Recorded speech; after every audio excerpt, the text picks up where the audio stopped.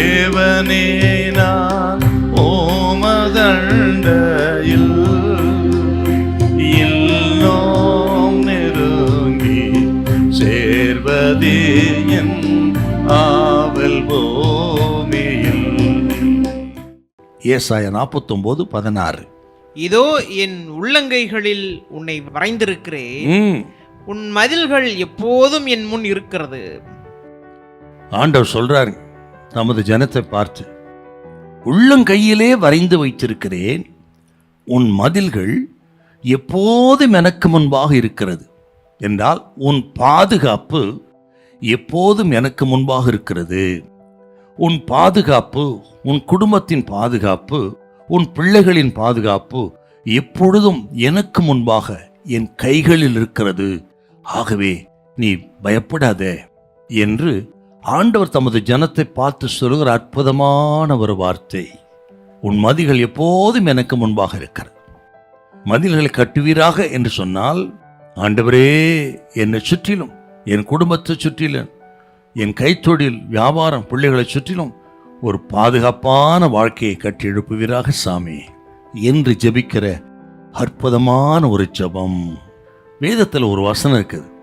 இந்த எருசலேமுக்குள்ள யார் இருக்க முடியும் அப்படின்னா, நீங்கள் 87ஆம் சங்கீதம் 5வது வசனம் வாசிங்க பார்க்கலாம்.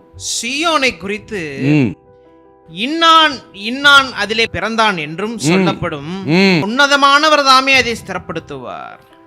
அப்ப சீயோனுக்குள்ள, எருசலேமுக்குள்ள இன்னான் பிறந்தான் என்கிற ஒரு பதிவு இருக்கிறது, ஒரு பட்டியல் இருக்கிறது, பேரெழுதப்பட்டிருக்கிறது.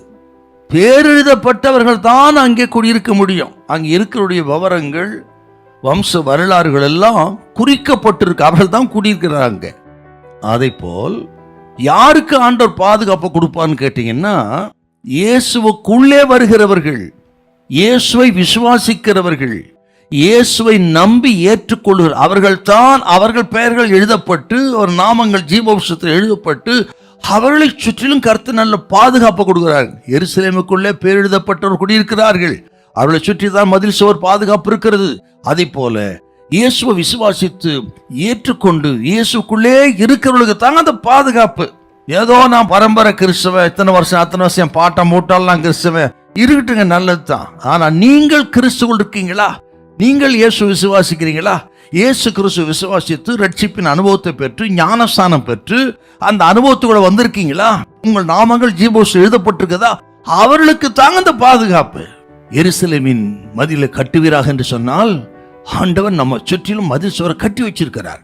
அதுதான் இந்த 49:16 பார்த்தோம். உள்ளங்கையிலே வரைந்து வைத்திருக்கிறேன், உங்கள் மதில்கள் எப்போதும் எனக்கு முன்பாக இருக்கிறது. பயப்படாதிருங்க. நமது மதில்கள் அவர் கையிலே இருக்கிறது, அவருக்கு முன்பாக இருக்கிறது. அந்த பாதுகாப்பு அவர் கட்டி எழுப்பியிருக்கிறார். ஒன்றும் உங்களை சேதப்படுத்த மாட்டாது. ஹல்லேலூயா, ஹல்லேலூயா.